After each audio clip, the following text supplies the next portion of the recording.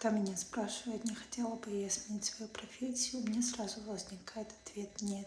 И когда я работаю, я отключаюсь от внешнего мира, ухожу в себя. Я наслаждаюсь процессом, все волнение, забота куда-то уносится. Я создаю красоту, я наслаждаюсь ею, но я чувствую свою нереализованность.